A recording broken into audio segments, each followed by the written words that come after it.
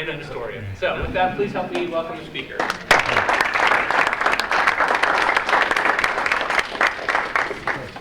Yeah, my name is Bob Rice. I'm more or less a retired doctor. Regina, my wife, is the administrative assistant for the music department. And she's the more famous one. Yeah, to say, obviously.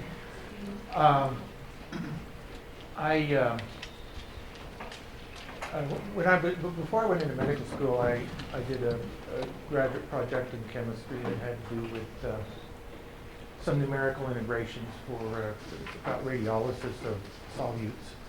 And we had a computer program where we used the old Runge-Kutta method for of numerical integration.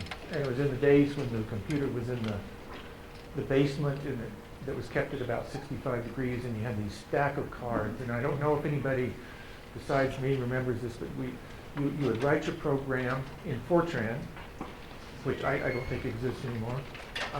And then you would take it down to the basement, wrap it in a piece of computer paper, give it at the window, and come back in 2 or 3 hours. And if what you got back was a thick piece of paper, then it went through. More often than not, you came back and there was a thin piece of paper and there was a glitch, and you had to go through the cards and try to find out what was wrong. But that was my introduction to mathematics at the time. And then I became a physician. And I remember one day an incident that occurred with a psychiatrist attending. And it makes me, I thought of it many times when I've been doing this Euler presentation. We were talking about a particular patient, and he told me, you know, he's got that car jacked up in the backyard. He works on it all the time. And you think that's nothing? It's everything. I think about that a lot with Leonard Euler. What seems like nothing is really just everything. Leonard Euler was born in 1707, died in 1783.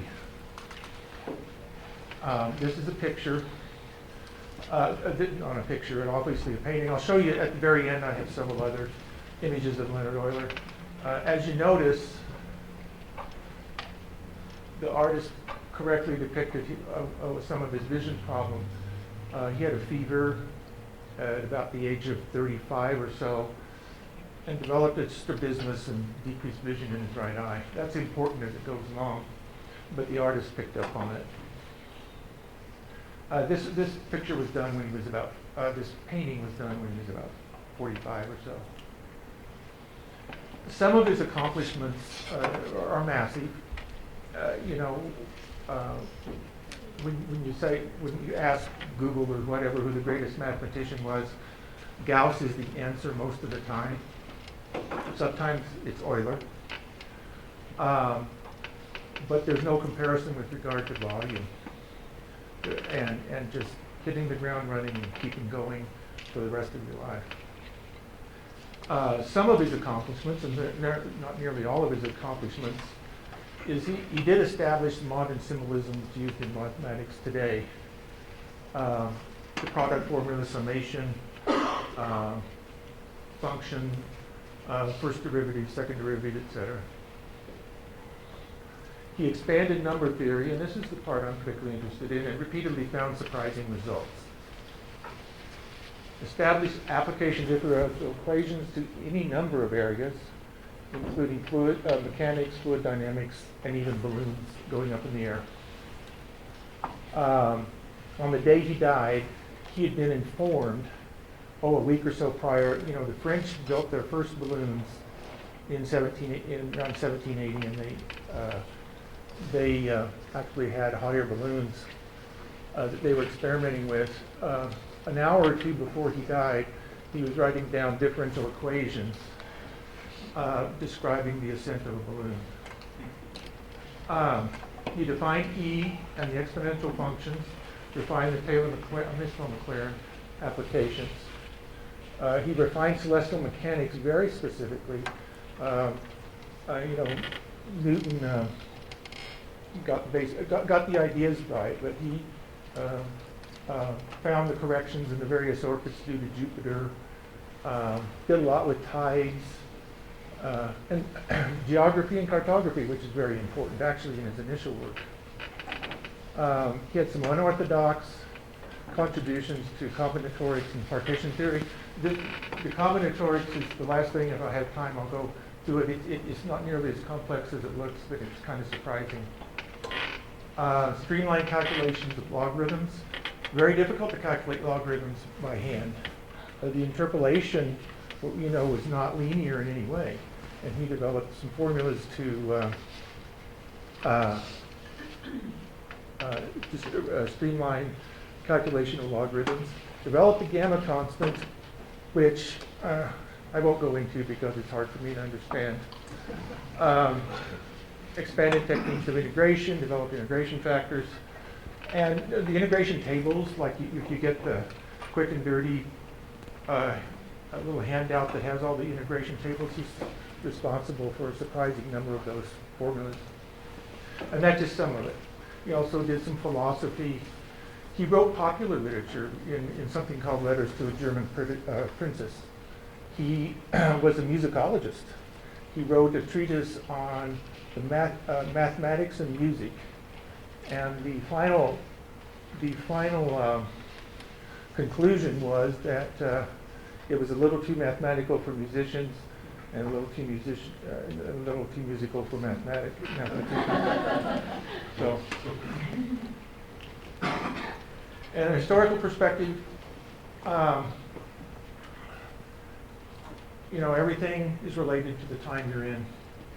The reason I put this up here is that Northern Europe came through a very rough time between the plague, where they lost a third of their population, and the Reformation, which was probably nailed the population about as much as the plague, unfortunately.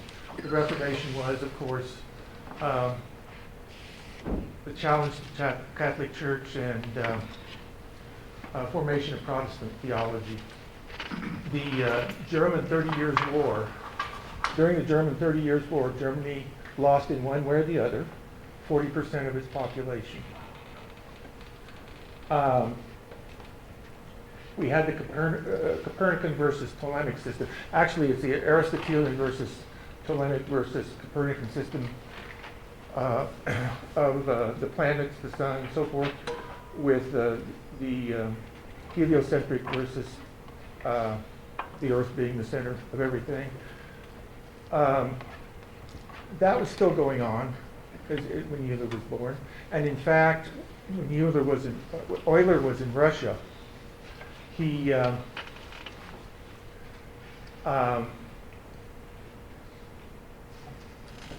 actually had some difficulties with the Russian Orthodox Church over some of the work he was doing.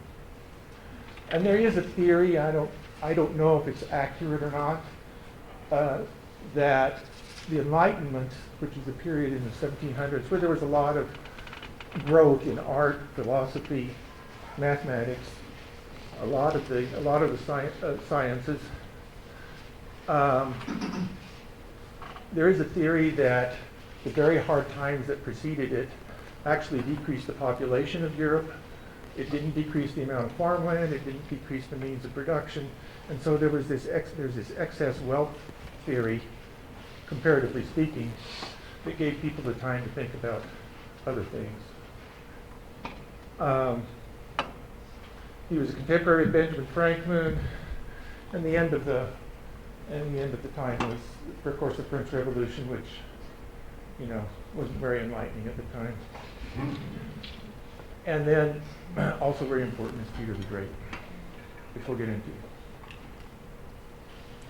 Some of the pre-Enlightenment benchmarks were Euclidean geometry, considered a complete subject in a classical study. It was like studying Latin and Greek geometry in the universities at the time. Algebra, the quadratic formula, etc., when it was done by the Greeks, was done in words, not in symbols.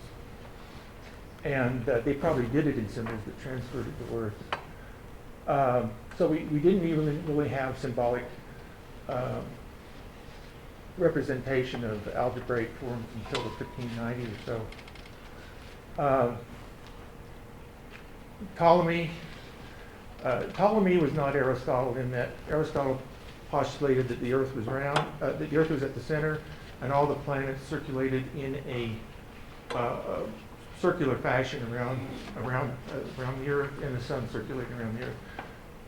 But when even people back then, when they looked at the planets, they said, "Hey, why is Mars speeding up and slowing down?"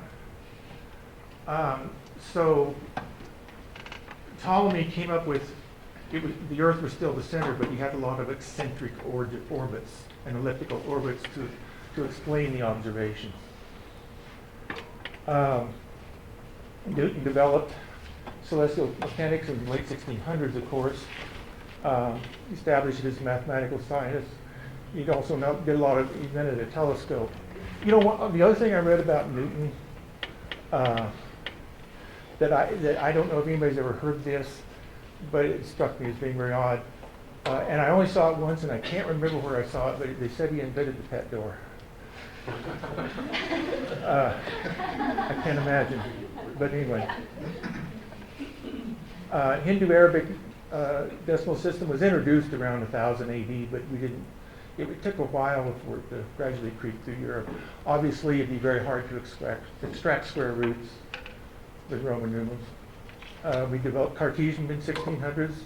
René Descartes developed Cartesian coordinates. And then there was something called Diophantine analysis, which is also from the Greeks, that had to do with polynomials, sometimes missing a term, that had a whole number of coefficients. And then that's where Fermat was actually going through the Diophantine analysis when he came up with his famous conjecture. And he used to write in the margins. He had this huge book, and he used to write in the margins. So Euler was born in 1707 in Basel, Switzerland, which had a population about 17,000. It's a nice town. It was probably pretty modern, pretty clean. But remember, we didn't have, there was no electricity, no running water, no gas lamps.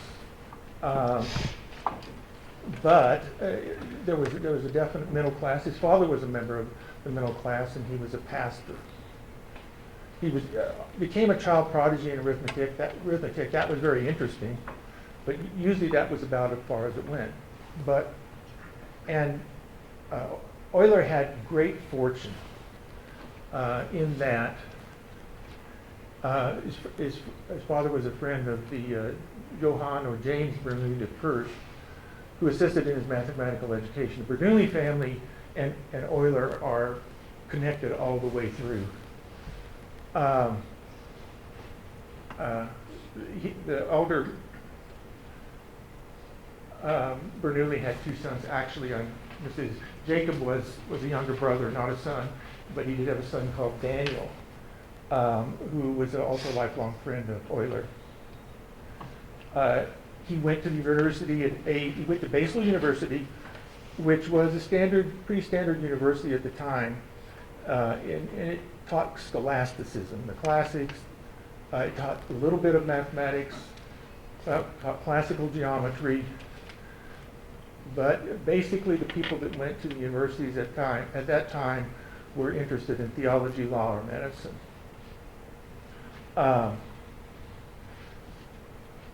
He delivered his thesis in Latin at age 17 concerning the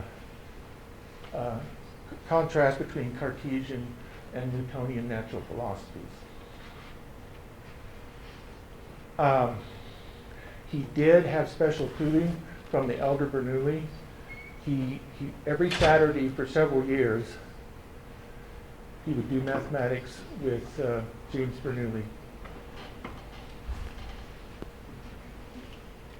And Bernoulli obviously recognized his talent. So at age 17, he gets what's equivalent to a master's degree from University of Basel. So what do you do at age 17 with a master's degree and wanting to study math? Father wanted him to go into theology. He told his father he wanted to do math, and his father probably thought it might as well be art history.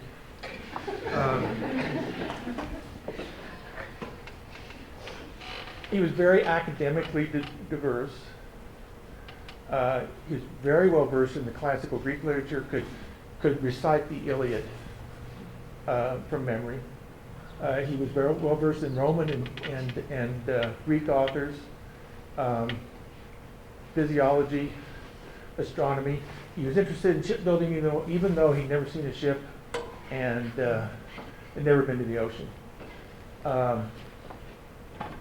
Physics, statics, and mechanics of the time, optics, and music.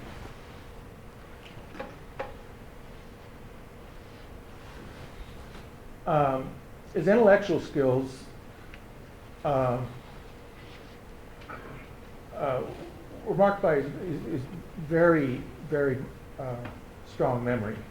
He also had a very strong intuition about mathematical truths. With the basal problem, which we'll get to, and some other things, we're pretty sure he knew the answer intuitively and worked around to get it. He was a great expositor. He explained every step. He wrote in Latin. Most of his publications, he wrote in Latin, German, and French for his publications. He never did Russian. But he explained every step. He was criticized for this by others. Gauss, among others, said when you finish the building, you should take down the scaffolding. But Euler left the scaffolding up, apparently.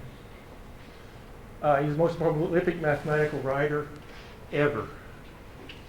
There was a science historian of some note, my name is Clifford Truesdale, that estimated 25% of all of the output of the 18th century in physics and math was Euler's, which is, that's really an unbelievable number. He did a lot of applied mathematics, did a lot of differential equations about a whole lot of things. He wasn't always right about his applications, but he also approached pure mathematics or number theory and applied mathematics with equal enthusiasm. He had a lot of very good personal traits. He was very generous about giving other people credit for discoveries, and there's probably some of the series expansions and some other things where he actually probably did it first, but other people's names are attached to it. When people talked to, Euler went to his office and came out, they really felt good. That's recorded in a number of different situations. He made people feel good about their discoveries, and he shared in their excitement. He was diligent and personally soft-spoken. He was religious. He was a Calvinist, as was his father. And you would have to say he was a socialist conservative, which affected his work when he got to Berlin sometime later. He made the most of his opportunities. Like I say, there's nobody in the world that hit the ground running and kept on working till the hours before he died.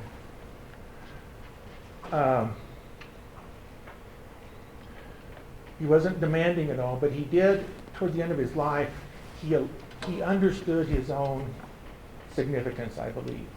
And he allowed himself to be coddled in a way that he could remain productive.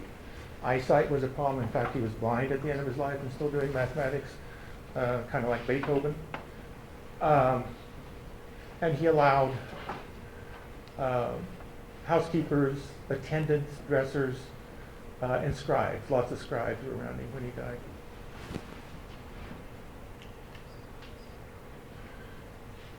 The time, you didn't go to the university to advance science in 1720. James Bernoulli was taught at a university, Basel University. But this is really, as far as advancement of science, this was the age of the academies. The academy positions were few and far between, obviously. But this is where most of the Newton, of course, with the Royal Society of London. This is where most of the real scientific work was done. The Royal Society of London, the Academy of Paris, and Berlin were the early ones. Berlin, however, deteriorated, and by Euler's time was not one that you would want to go to. And Euler went there later, but there were some problems. And then there was St. Petersburg, which was another fairly early one, which it was the most interesting of them, and that's where Euler ended up. There were some problems with the academic system, not like today. Appointments were few. Politics, prestige, and reputations had a large influence in getting a job. There was some Uncle Joe sitting around all the time. And especially in Berlin, it required socializing with the monarch and the court. Publishing was also a little bit of a problem back then. Academies published their work periodically. The Royal Society had a quarterly publication, memoirs. They waited till they thought they had enough and then did it. Sometimes it was 2 or 3 years. And then Petersburg Academy, they really attracted good people to the Petersburg Academy, but they had a big backlog of publications. And lots of Euler's work was transmitted by the mail, and then it was published several years later. There were some other independent journals started because the publishing committees of the academies didn't always get it right.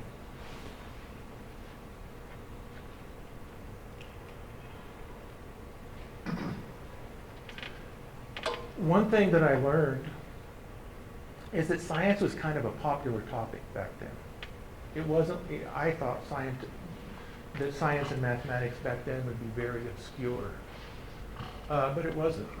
After Newton, there was lots of pamphlets, books, many of them kind of probably misogynistically directed toward the woman audience, that were written about Newton and his findings. And Euler and others were known at the time. It was probably kind of like how we know Oppenheimer, maybe not quite Einstein, but the average Joes, the average middle class that was literate, they knew about Euler. In fact, Russian soldiers knew about Euler because when a property that Euler owned was involved in a conflict with Russia, as soon as they found out it was Euler's, they repaired the property and said, "Thank you very much, we'll be on our way." Public lectures were well attended, especially in England. And the other thing that really surprised me, it's a little tidbit. Back then, as soon as we had the Copernicus, celestial mechanics of Newton, there was some popular speculations about other worlds and other populations and aliens. Major players in Euler's life, before Bernoulli's, Nicholas being the least important. Christian Goldbach actually was at he's a number theorist of the Goldbach conjecture, and he was actually at the St. Petersburg Academy when Euler showed up. Isaac Newton, Brooke Taylor, and the expansions that describe like a sine wave in an infinite series. And James Wallace was important. He was important for opinion. So how does a bright young mathematician at age 20 find a job in 1727?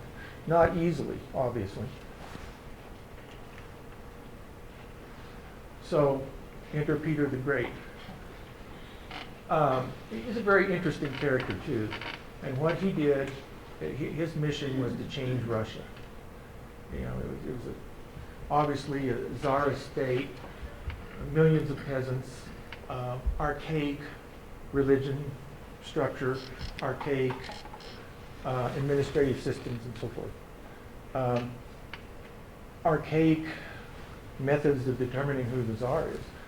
Peter was almost murdered when he was 10 years old, and some of his family was, in a dispute over the lineage.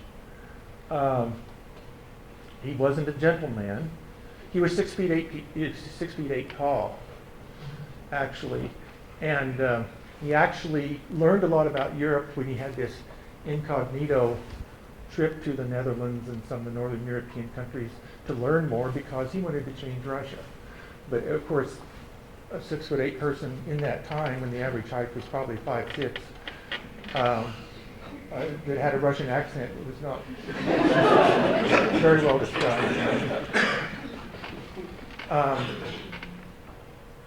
Expanded the Baltic region. The first, we had trouble with Crimea. The first Crimean invasion was under Peter the Great. Wanted to expand the military. He'd sailed as a youth. He was a robust youth, and he wanted to build a big navy. He invested in science and technology, and he found the St. Petersburg Academy, and actually did a very good job of many of these things.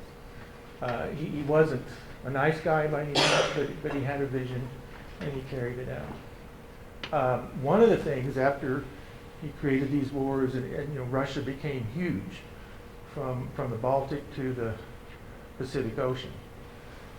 And you remember when you look in history class at the maps in the 15 and 1600s, how everything, Italy was too fat, and Spain and England were distorted in size and so forth. So cartography was really important to Peter the Great. And the modern way to do cartography at the time was astronomical observations. So science was immediately involved, and Euler was involved in that, actually. He organized these expeditions that went to the Pacific Ocean, in Siberia, and they took measurements all the time. All the data came back, and Euler's one of the one that analyzed it.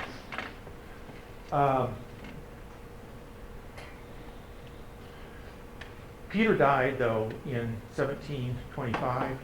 Euler arrived in, Peter knew of Euler. Euler arrived in St. Petersburg. This is Peter.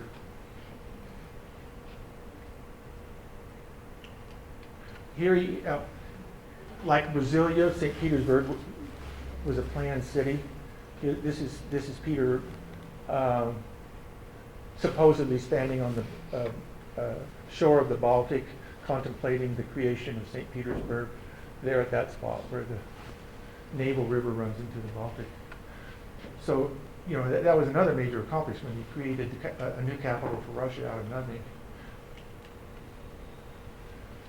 So, Daniel Bernoulli got to St. Petersburg first and obtained a mathematics position. The young Euler, with nothing much else to do for a couple of years, entered an international competition, even though he'd never been to the ocean, that involved the optimal placing of mass on a ship. He didn't win, but he got second place. With the recommendation of Bernoulli, he got a position in physiology and as a naval advisor at the St. Petersburg Academy. Of course, when he got there, what he did was math. He hit the ground running, never stopped. These are the three drops. I mentioned Peter the Great. Catherine I actually, she started as a laundry maid in the imperial family, and actually, through various ways, got to be the emperor. She wanted to carry out Peter the Great's agenda very much, and she did until 1741. Frederick II of Prussia was kind of a mini Peter the Great, a lot of the same characteristics, but not quite with the scope. And then Catherine the Great of Russia was at the St. Petersburg Academy. What was the emperor when Euler's returned to St. Petersburg Academy. It still exists today. This is the building, St. Petersburg. Has anybody seen Russia House, the movie, or read the Le Carre book?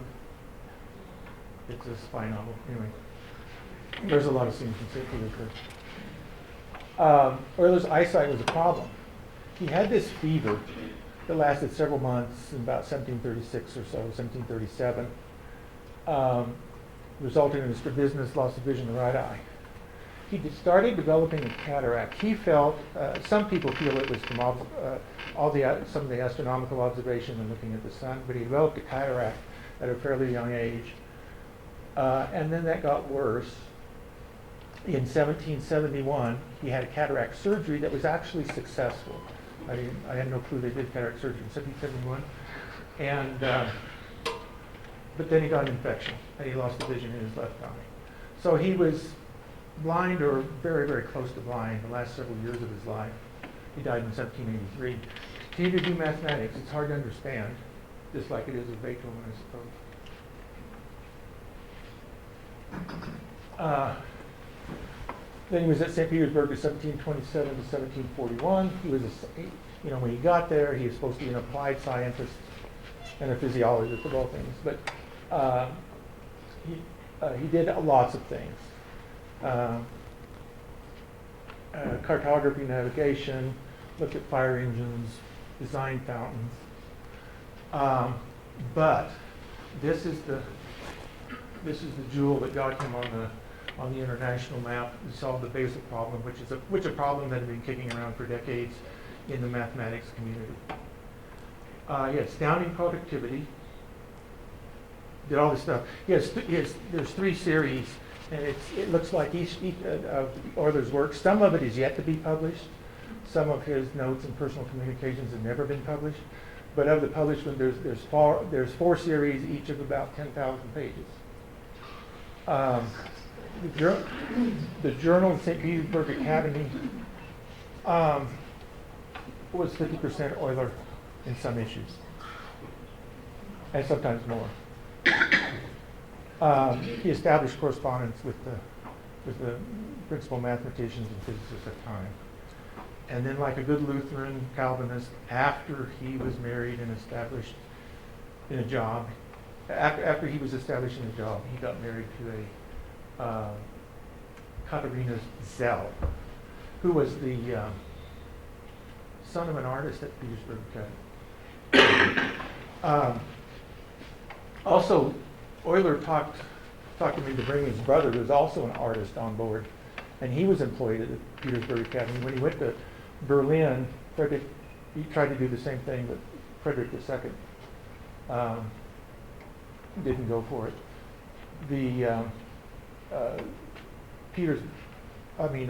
Euler's brother, we don't know how good an artist he was. There isn't much left, and we don't know that much about him. But he did live with Euler for a long time.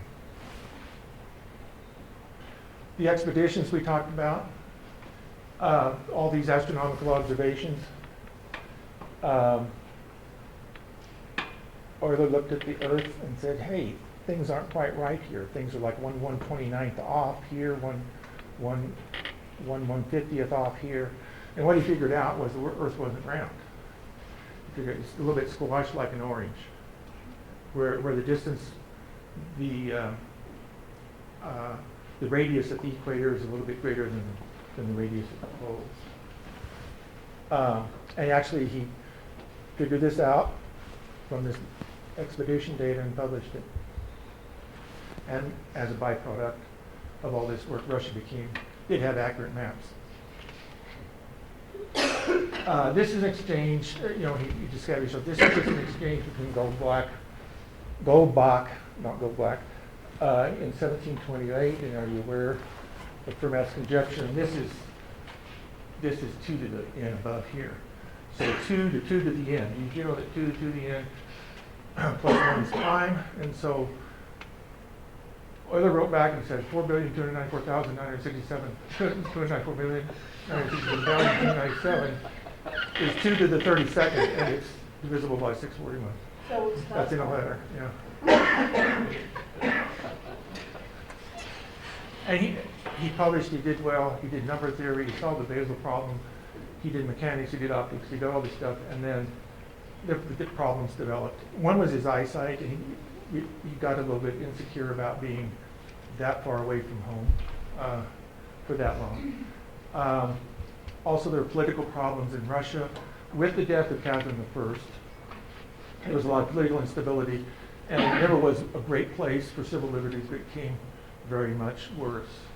And but he never got over his love for Russia. And he went to Berlin. And the monarch there was Francis II. They corresponded for an extended period of time before he actually took the position there. And even in their correspondence, they started bickering a little bit. They had kind of a contentious relationship. There was one particular letter where Frederick had said something like, well, you guys need people like me to recognize what's really important for you to do. And Euler had a very hot response, and we have the letter, but he never sent it. So he didn't hit the send button on that one. Once he moved to Berlin, he was in his usual breakneck mode of publishing, exploring, etc. He did a lot of the administrative duties in Berlin too, at the academy. He did, and the academy improved markedly. He kept his relationships with St Petersburg Academy and continued to receive the stipend money from them.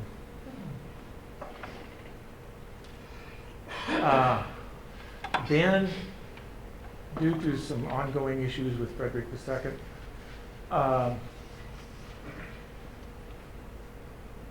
he decided to return to St. Petersburg. At this point, his vision was very bad. But he was so well known, he was so well liked, and he had so much prestige that St. Petersburg would do anything to keep him productive, and that's what they did with the servants, with the housekeepers, and so forth. Remember the letters to the German princes that I mentioned? That was a kind of a popular writing about various things in science and physics. Her name was Dashkarov, and he knew her personally.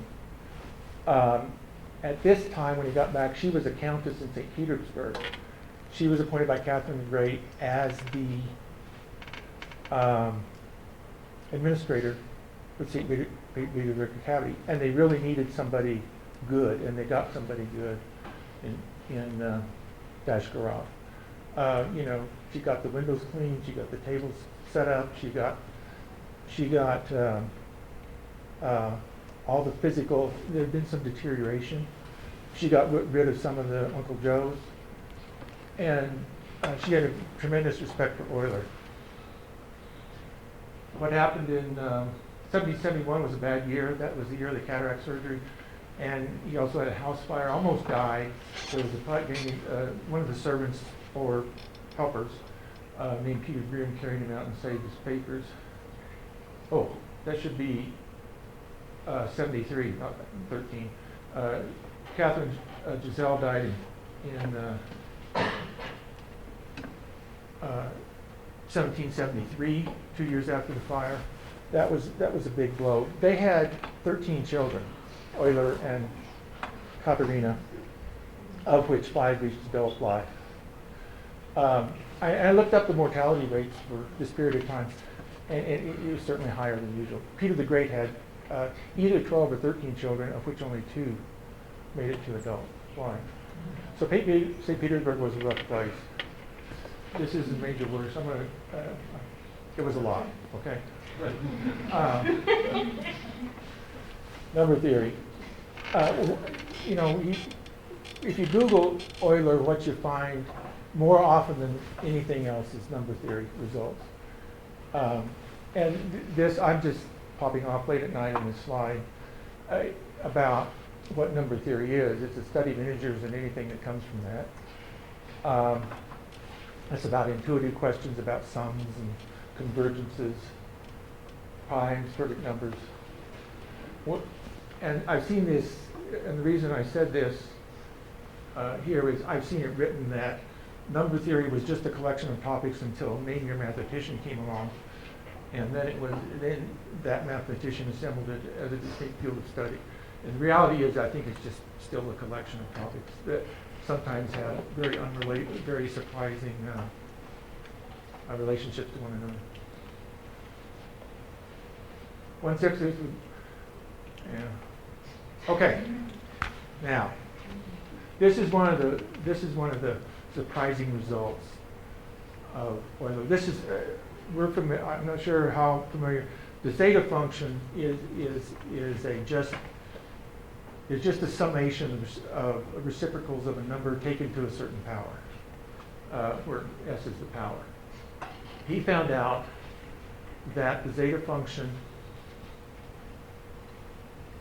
was directly related to prime numbers, which is kind of an amazing thing. Let's see if I can do this.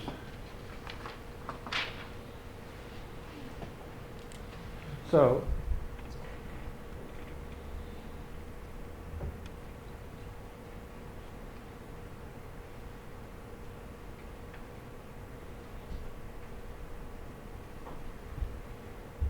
that's the definition of the zeta function. It's the summation of everything. So, oh, sorry, I got it wrong. 2, 3, 4. So, 2 to the s, 3 to the s, 4 to the s. I'll start over again.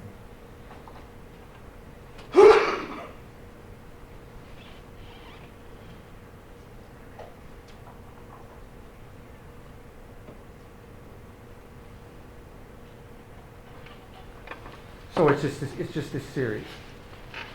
So all he did was he took the zeta function and divided it by 2s. And then he subtracted the zeta function divided by 2s from s. And of course this is equal to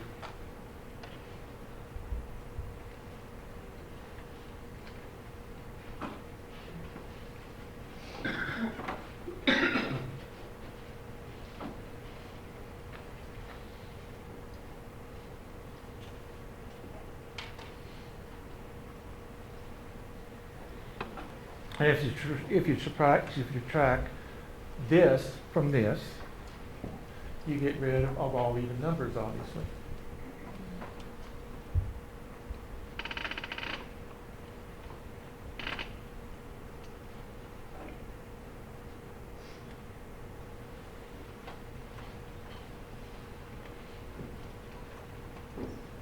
And then this term, if you divide it by 3s,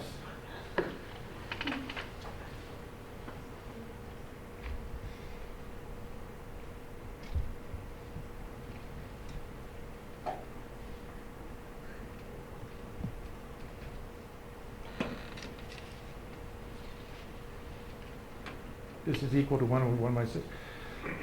And you divide it by, and then you divide it by 3s. Eventually, you'll get rid of all the terms on the right. It's like the sieve that gets rid of all the prime numbers. If you get rid of all, if you divide it by all the prime numbers, you're left with 1. Let me do this again. I want this to be clear.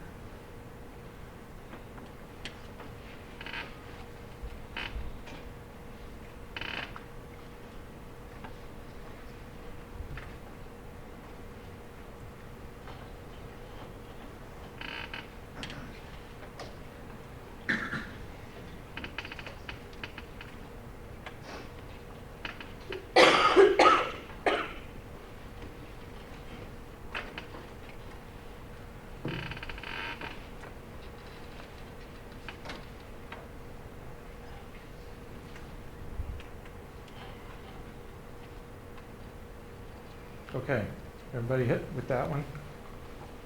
And mine is 6. Oh. 6. Okay. So you take this one from this one. Okay? So CS minus CS divided by 2S, 2 to the S.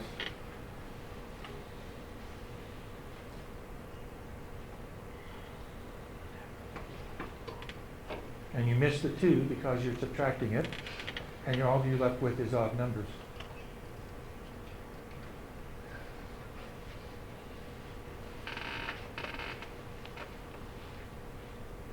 Then you do the same thing with this term. You divide it by 3s.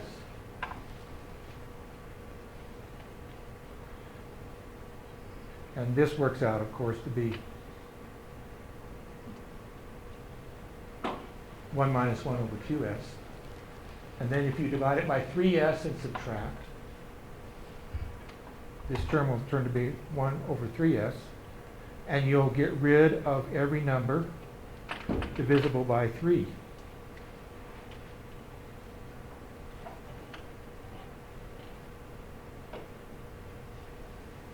Oh, there's a 5 in there.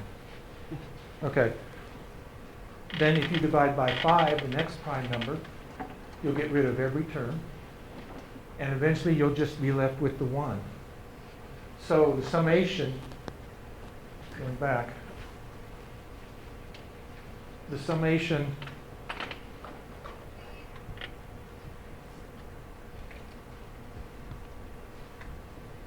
turns out to be the product of primes numbers. So we have a relationship between integers and primes.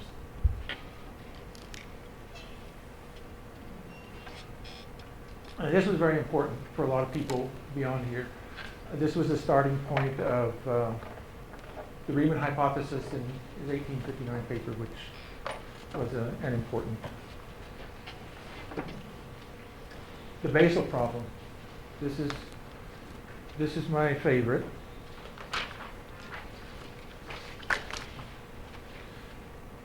The basal problem is the summation of. Oh, yeah.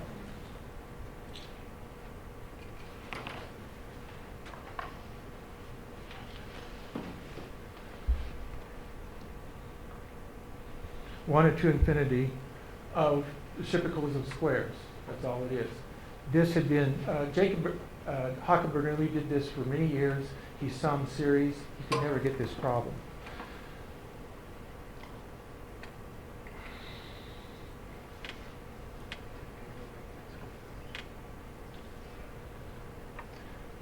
The Taylor expansion of the sine function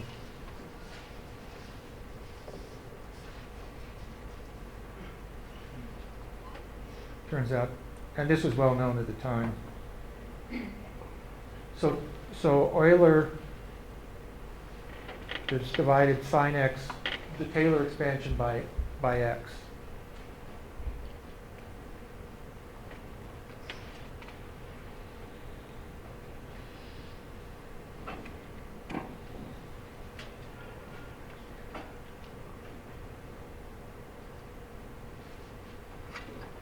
Etc.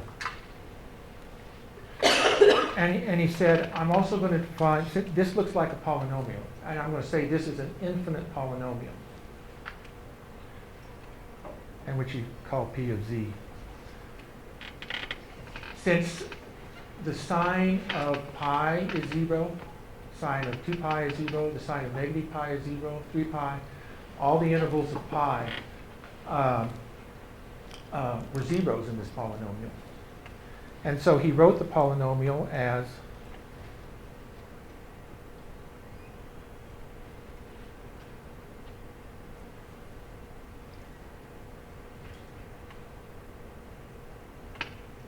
applying, this accounts for the plus and minus.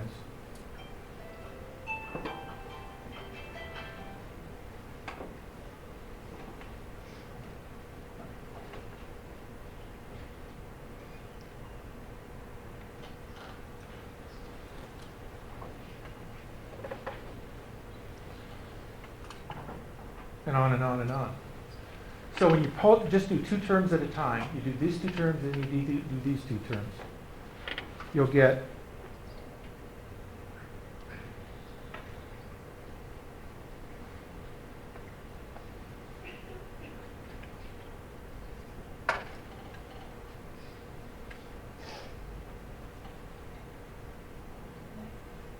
Then you do the next two terms.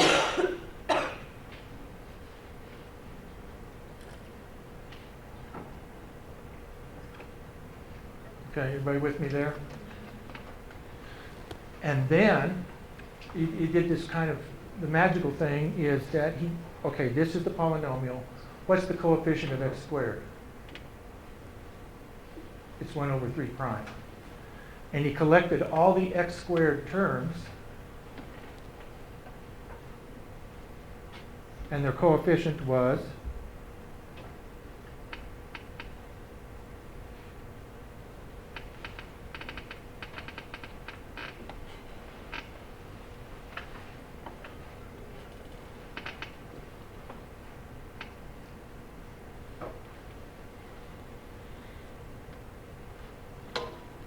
and then he said, well, that's equal to this. Okay? So, it's equal to negative 1/3 actually. So the negative of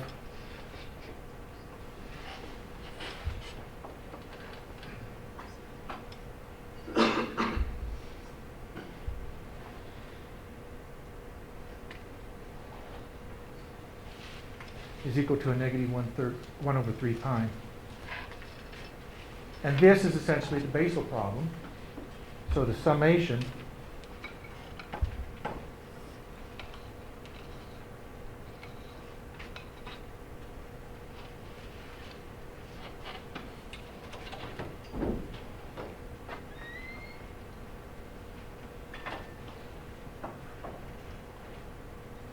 should be 1 over pi here, is equal to the summation of 1 over 3 prime. Or, when you work out the little algebra, it's pi squared over 6. So you have a summation of integers, and you get this wonderful result that it is equal to pi squared over 6. So he did things like this repeatedly.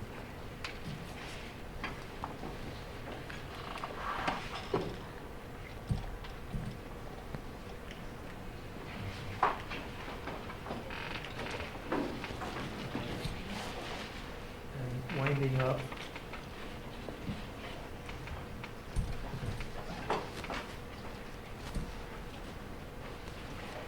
Okay. It's a portrait of Euler. This is when he was a young man.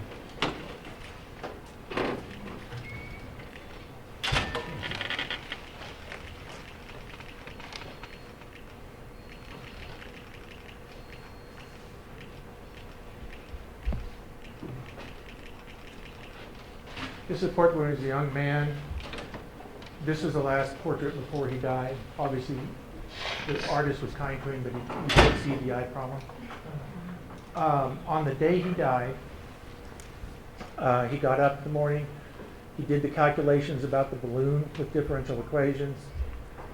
He talked to somebody. There was a planet called the Herschel planet that had been discovered. It was actually Uranus. He did some calculations about the orbit of Uranus. He took some tea.